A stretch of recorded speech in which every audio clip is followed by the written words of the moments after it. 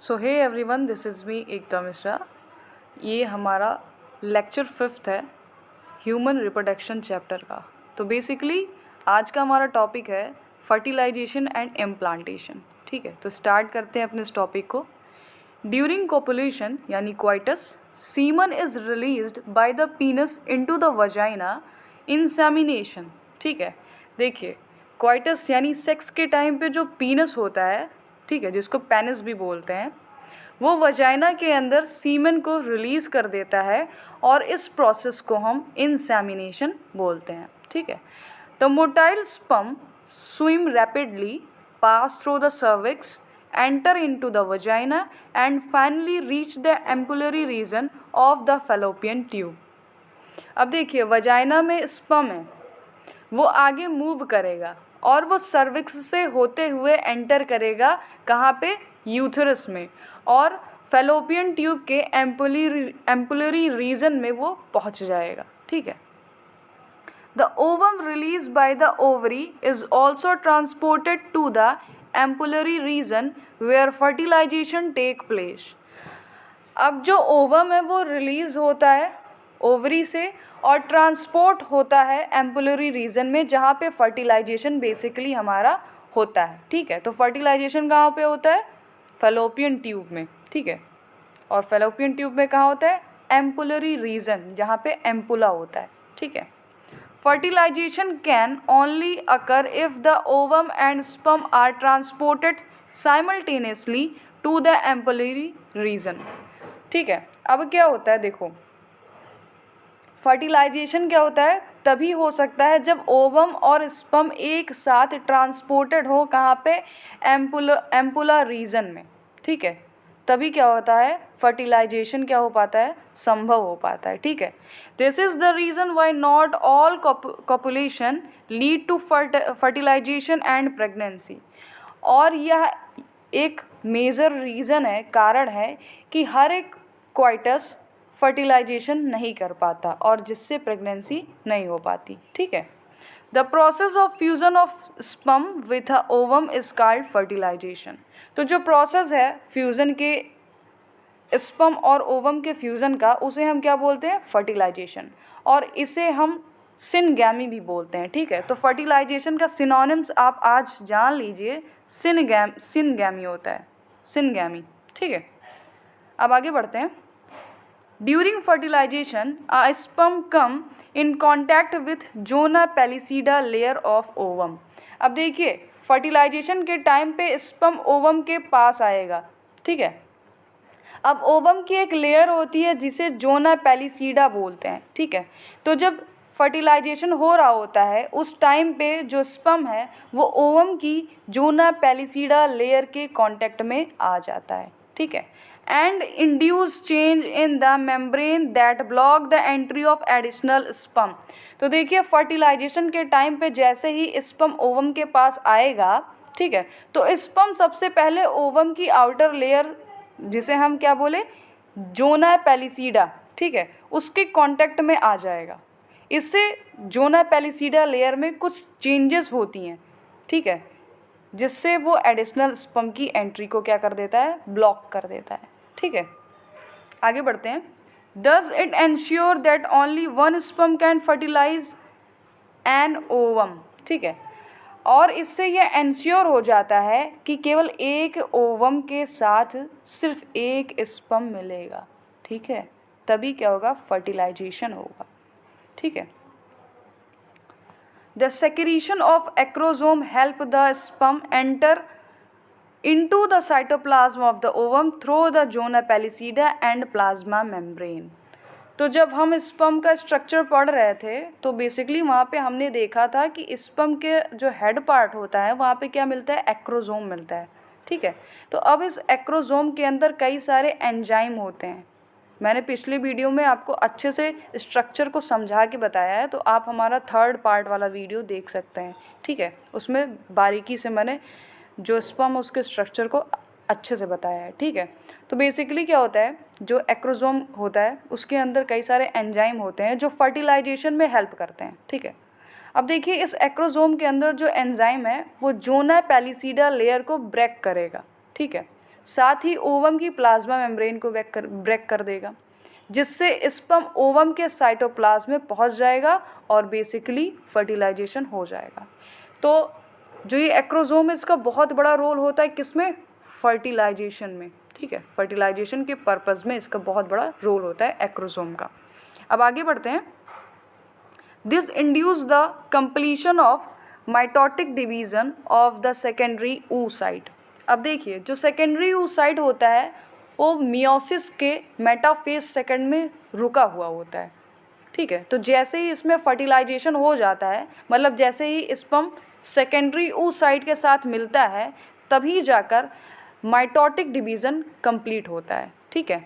The second mitotic division is also unequal and results in formation of second polar body and haploid ovum ooted। तो देखिए क्या होता है, जो ये आपका सेकेंड माइटोटिक डिवीज़न होता है ये भी क्या होता है? अनइक्वल डिवीज़न होता है। अब अनइक्वल डिवीज़न होने से क्या होता है? दो सेल्स बनते हैं, एक सेल आपका बड़ा सेल बनेगा और एक छोटा बनेगा। जो छोटा सेल बनता है उसे हम क्या बोलते हैं? सेकेंड पोलर बॉडी, और जो आपका बड़ा सेल बनता है उसे हैप्लॉइड ओवम या फिर ooted बोलते हैं, ठीक है। ये ooted लिखा है या फिर हैप्लॉइड ओवम बोलते हैं। हैप्लॉइड क्यों? क्योंकि उसका नंबर ऑफ क्रोमोसोम क्या होता है? 23, ठीक है। Soon the haploid nucleus of the sperm and that of the ovum fuse together form a diploid zygote। अब देखिए फर्टिलाइजेशन के बाद क्या होगा, जो स्पर्म का हैप्लॉइड न्यूक्लियस है और जो ओवम का हैप्लॉइड न्यूक्लियस है वो आपस में मिल जाएंगे और मिल के वो जाइगोट बनाएंगे, यानी क्या बनाएंगे? डायप्लॉइड जाइगोट बनाएंगे। यहाँ पर लिखा है ना डायप्लॉइड जाइगोट। अब क्या होता है, देखिए ये आपका स्पर्म हो गया, ठीक है, कुछ ऐसा स्पर्म हो गया, उसके बाद से यहाँ पे ओवम हो गया, तो ये ओवम हो गया। अब क्या होगा, ये भी हैप्लॉइड नेचर का है, ये भी हैप्लॉइड नेचर का है, मतलब 23 नंबर ऑफ क्रोमोसोम इसमें भी है, 23 नंबर ऑफ क्रोमोसोम इसमें भी है। हमने यह देखा कि हैप्लॉइड ओवम है, ठीक है। तो दोनों क्या हो गया? 23 नंबर ऑफ क्रोमोसोम है, हैप्लॉइड नेचर है। अब जब ये दोनों फ्यूज़ होंगे, मिलेंगे, तो क्या बनेगा? जाइगोट, ठीक है, जाइगोट बनेगा। और ये क्या होगा? डैप्लॉइड नेचर का होगा और इसमें क्या होंगे आपके 46 नंबर ऑफ क्रोमोसोम बेसिकली इसमें होंगे। तो इसीलिए हम जाइगोट के यहाँ पे डैप्लॉइड बोल रहे हैं, यानी इसमें 46 नंबर ऑफ क्रोमोसोम बेसिकली होता है, ठीक है। सो आई होप आप लोग को यहाँ तक समझ में आ गया होगा, ठीक है। समझाने की मैंने कोशिश की अच्छे से। आगे बढ़ते हैं। How many chromosome will be there in zygote? अभी बताया 46 number of chromosome. Only has to remember that the sex of the baby has been decided at this stage itself। अब देखिए फर्टिलाइजेशन की जो स्टेज होती है उसी में क्या होता है, डिसाइड हो जाता है कि जो बेबी बनेगा वो मेल होगा या फिर फीमेल होगा, ठीक है। लेट अस सी हाउ, ठीक है। अब आगे देखते हैं कि कैसे। As you know the chromosome pattern in the human female is XX and then in male is XY। तो देखिए ये हमें पता है कि जो ह्यूमन फीमेल होती है उसमें जो सेक्स क्रोमोसोम होते हैं वो XX होता है और वहीं पे मेल में एक X होता है और एक Y होता है, ठीक है। तो देखिए क्या होता है, डायप्लॉइड सेल पहले था आपके पास, DC लिख देते हैं, डायप्लॉइड सेल था, वो 46 नंबर ऑफ क्रोमोसोम उसमें था, ठीक है। उसके बाद से क्या हुआ, उसके बाद से 23 पेयर्स होते हैं इसमें, डायप्लॉइड सेल में 23 पेयर्स होते हैं। किसके? नंबर ऑफ क्रोमोसोम 23 पेयर्स होते हैं, ठीक है। उसमें से 22 पेयर्स क्या होता है आपका? ऑटोजोम होता है। आपने पढ़ा होगा 23 आपका क्या होता है? ऑटोजोम होता है। क्रोमोसोम की बात हो रही है यहाँ पे। 22 आपका ऑटोजोम होता है और बचा हुआ जो एक होता है यानी 23rd वाला, आखिरी वाला, उसको हम सेक्स क्रोमोसोम बोलते हैं भाई।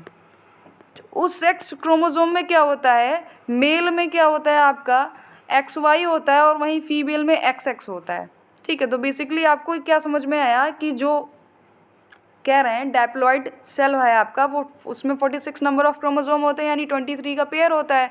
तो 23 के पेयर में जो 22 पेयर्स होते हैं वो बेसिकली ऑटोजोम होते हैं, और जो 23 वाला पेयर होता है, 23rd वाला पेयर होता है आखिरी, वो आपका सेक्स क्रोमोसोम होता है, जिसमें मेल में XY होता है और फीमेल में क्या होता है XX होता है। तो आगे आप पढ़ेंगे, टेंशन मत लीजिए, ठीक है।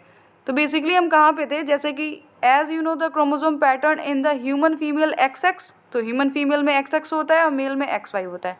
Therefore all the haploid gamete produced by the female ओवा have the sex chromosome X, whereas in male gamete sperm the sex chromosome could be either X and Y। ठीक है, तो देखिए एक ओवम के अंदर एक ही X मिलता है, कभी ऐसा नहीं होता कि एक ओवम के अंदर क्या होगा हमें 2 X मिलेंगे, ऐसा नहीं होता कभी, ठीक है। Hence 50% of sperm carry the X chromosome while the other 50% carry Y। इसी तरीके से स्पर्म में 50% हमें X मिलता है और बचा हुआ 50% हमें Y मिलता है, ठीक है। ऐसा कभी नहीं हुआ तो होता है कि एक स्पर्म के अंदर XY दोनों मिल जाते हैं, ठीक है। तो बेसिकली हमारा ये कहना था कि जो ओवम के अंदर क्या होता है, एक हमें X क्रोमोसोम मिलते हैं और 50% स्पर्म के अंदर X और 50% बचे हुए स्पर्म के अंदर हमें Y मिलता है, ठीक है। आगे बढ़ते हैं। After fusion of male and female gamete the zygote would carry either XY and X depending on whether the sperm carry X and Y fertilized the ovum। अब देखिए फर्टिलाइजेशन होगा, ठीक है, फर्टिलाइजेशन में फीमेल एंड मेल गैमीट होंगे, उसमें zygote बनेगा। अब जाइगोट के अंदर या तो XX क्रोमोसोम होगा या तो XY क्रोमोसोम होंगे, ठीक है। और ये स्पर्म पे डिपेंड करता है, ठीक है, कि जो स्पर्म ओवम के साथ फ्यूज़ होगा मिलेगा वो X क्रोमोसोम होगा या फिर Y क्रोमोसोम होगा। देखिए एग्जांपल के तौर में हम आपको बता देते हैं, जैसे कि ये आपका ओवम हो गया और ये कोई स्पर्म हो गया, तो स्पर्म क्या होता है X होगा और Y होगा, जबकि ओवम XX होता है, तो यहाँ पे क्या हो गया X हो गया, बट यहाँ पे क्या है X भी है आपका Y भी है। अब अगर ये X इस X से मिला तो हमें क्या प्रोड्यूस होगा XX, और ये X इस XY से मिला तो हमें XY प्रोड्यूस होगा। तो यहाँ पे 2 केस बन जा रहा है, क्या अगर XY जाइगोट बना तो क्या होगा, जो एम्ब्रियो मिलेगा वो फीमेल होगा, तो बेसिकली ये फीमेल गर्ल चाइल्ड बनेगी, फीमेल गर्ल चाइल्ड बनेगी। और अगर हमें XY मिला, ठीक है, हमें अगर एम्ब्रियो XY मिला तो क्या होगा, वो क्या बनेगा, मेल बनेगा। तो देख लीजिए कहाँ पे ये चीज़ डिपेंड होती है, केवल स्पर्म पे।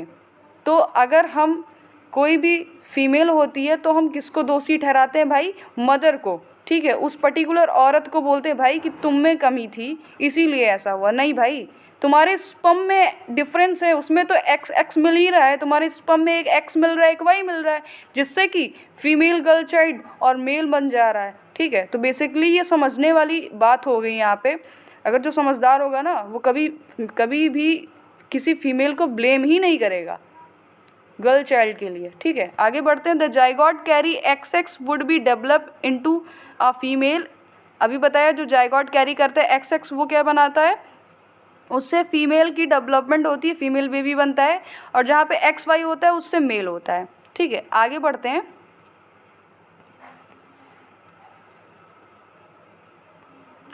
The mitotic division start at the zygote as the zygote move through the stomach of the oviduct called cleavage towards the uterus। अब देखिए क्या होता है, हमने देखा कि फर्टिलाइजेशन होता है, ठीक है, उसके बाद जाइगोट बनता है। अब ये जो जाइगोट बना है ये क्या करेगा, माइटोसिस की हेल्प से डिवाइड करेगा। माइटोसिस क्या होता है, एक ऐसा डिवीज़न होता है जिसमें नंबर ऑफ क्रोमोसोम सेम रहते हैं, मतलब जो पहले नंबर ऑफ क्रोमोसोम रहे हैं, मींस 46 नंबर ऑफ क्रोमोसोम रहे हैं, वो आगे जाके भी डिवाइड करने के बाद भी 46 नंबर ऑफ क्रोमोसोम ही रहेंगे, ठीक है। तो अब ये जो जाइगोट माइटोसिस की हेल्प से डिवाइड करता है, तो ये डिवाइड करते करते स्थमस की तरफ मूव करता है, ठीक है, मींस फैलोपियन ट्यूब के स्थमस की तरफ जाइगोट डिवाइड करते करते मूव करता है, और इसी डिवीज़न को हम बेसिकली क्लीवेज बोलते हैं, ठीक है। and form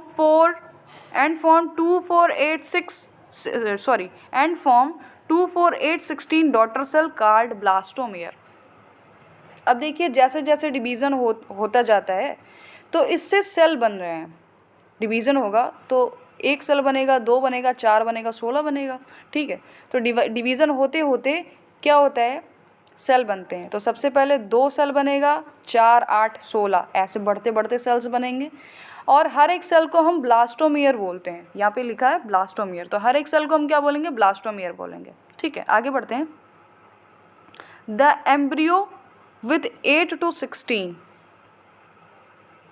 blastomere is called morula. अब मोरुला एक ऐसा एम्ब्रियो होता है जिसमें 8 से 16 सेल्स होते हैं, ठीक है, यानी ब्लास्टोमेयर होते हैं, ठीक है। सेल है इसीलिए सेल को ही ब्लास्टोमेयर बोला जा रहा है, ठीक है। The morula continue to divide and transform into blastocyst. अब देखिए जो मोरुला होता है वो क्या करता है, कंटिन्यू डिवाइड करता रहता है, ठीक है। इसमें क्या होता है, डिवीज़न होता रहता है, ठीक है, नए सेल्स बनते रहते हैं, ठीक है। And it move further into the uterus, ठीक है। और ये ब्लास्टोसिस्ट क्या होता है, मूव करता है यूथरस के तरफ, ठीक है, मतलब नीचे की तरफ ये ब्लास्टोसिस्ट क्या करता है, मूव करता रहता है, मतलब मूव कर जाता है ना। The blastocyst is the blastomere in the blastocyst are arranged into an outer layer called trophoblast and an inner group of cell attached to the trophoblast called inner mass cell. अब देखिए जो blastocyst है इसके अंदर blastomere है, मतलब cell हैं। वो सेल कुछ इस तरीके से अरेंज हो जाएंगे कि वो ब्लास्टोसिस्ट के ऊपर एक आउटर लेयर बना लेंगे जिसे हम ट्रोपोब्लास्ट बोलते हैं, ठीक है। अब देखिए जो ब्लास्टोसिस्ट के अंदर बचे हुए ब्लास्टोमियर हैं, मींस जो अंदर ब्लास्टोमियर हैं वो ग्रुप में आ जाएंगे। ग्रुप में आने के बाद वो ट्रोपोब्लास्ट लेयर से जुड़ जाते हैं, ठीक है, ठीक है, और एक इनर सेल मास बनाते हैं। तो बेसिकली हम कहना क्या चाह रहे हैं वो समझिए। देखिए जैसे कि ये आपका जाइगोट हो गया, ठीक है, जाइगोट, एक मिनट हटा देते हैं इसको नहीं तो समझ में नहीं आएगा। देखिए ये आपका क्या हो गया, जाइगोट हो गया। जाइगोट से क्या हुआ, क्लीवेज। अभी मैंने देखा जाइगोट से हमारा क्या हो गया, क्लीवेज। क्लीवेज से क्या हुआ, हमारा क्या बना, ब्लास्टोमियर, ब्लास्टोमियर्स बना। उसके बाद क्या बना, मोरोला। मोरोला से क्या बना, ब्लास्टोसिस्ट, ब्लास्टोसिस्ट, ठीक है। तो ये फ्लो चार्ट आप अपने किसी भी नोट में लिख लीजिएगा। अब ब्लास्टोसिस्ट में बेसिकली क्या होता है, हमने पढ़ा एक ट्रोपोब्लास्ट और एक इनर ब्लास्ट पढ़ा। ट्रोपोब्लास्ट कुछ नहीं होता भाई, ब्लास्टोसिस्ट की क्या होती है, बेसिकली लेयर होती है। तो देखिए यहाँ पे कुछ ऐसे लेयर होंगी जिसको हम क्या बोल देंगे, जिसको हम ट्रोपोब्लास्ट बोल देंगे। तो ब्लास्टोसिस्ट के अंदर लेयर्स होती हैं जिसको हम क्या बोलते हैं भाई, आउटर लेयर होती है जिसको हम ट्रोपोब्लास्ट बोलते हैं, ठीक है। अब उसके ट्रोपोब्लास्ट से अटैच होती है ग्रुप ऑफ लेयर जिसको हम क्या बोलते हैं, ICM means inner cell mass बोलते हैं, ठीक है। उसको हम क्या बोलते हैं, इनर सेल मास। तो बेसिकली आपको डायग्राम में भी ये चीज़ दी गई है, ठीक है। अभी हम आपको दिखाई देते हैं, अगर समझ में नहीं आ रहा है तो समझ लो। देखो ये आपका डायग्राम है, एक सेकंड, ये डायग्राम आपका सही नहीं हो रहा, ठीक है। तो देखिए ये क्या हो गया, ब्लास्टोसिस्ट है आपका, ये पूरा आपका ब्लास्टोसिस्ट है। ये जो लेयर है इसे हम क्या बोल देंगे, ट्रोपोब्लास्ट। और यहाँ पे जो ये ग्रुप ऑफ मास अटैच है किससे, ट्रोपोब्लास्ट से, उसको हम क्या बोलेंगे, inner cell mass. Inner means अंदर की तरफ है और मास है ना सेल का, इसलिए इसको हम इनर सेल मास बोल देते हैं। सो बेसिकली बस यही छोटा सा था, आई थिंक आपको समझ में आ गया होगा। चलिए आगे बढ़ते हैं, कहाँ पे थे हम लोग। The trophoblast layer then get attached to the endometrium and the inner cell mass get differentiated as the embryo. अब देखिए जो ब्लास्टोसिस्ट है उसके चारों तरफ ट्रोपोब्लास्ट की लेयर है और ये ट्रोपोब्लास्ट लेयर एंडोमीट्रियम से जाके मिल जाती है। ठीक है, एंडोमीट्रियम क्या है? यूथरस की सबसे अंदर की लेयर है। ठीक है, तो ये क्या होती है? उससे जाके मिल जाती है। आगे बढ़ते हैं। After attachment the uterine cell divide rapidly and covers the blastocyst. तो अभी क्या देखा?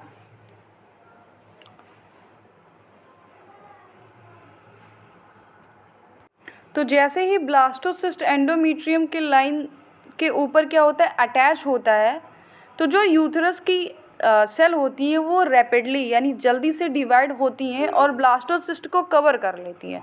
ठीक है, as result the blastocyst become embedded in the endometrium of the uterus, और इससे ब्लास्टोसिस्ट यूथरस की एंडोमीट्रियम लाइन के अंदर एम्बेडेड हो जाती है, मीन्स धंस जाती है, मीन्स अंदर चली जाती हैं, और उसके ऊपर से क्या हो जाता है? लेयर हो जाती है, कवर्ड हो जाता है। ठीक है, एंडोमीट्रियम मतलब उसको कवर्ड कर लेता है। This is called implantation and it leads to pregnancy, और इसी को हम क्या बोलते हैं? इम्प्लांटेशन बोलते हैं, और ये क्या होता है? आगे जाके प्रेगनेंसी होता है। ठीक है, सो आई होप आप लोग को यहाँ तक समझ में आ गया होगा। ठीक है, तो पढ़ते रहिए। धन्यवाद।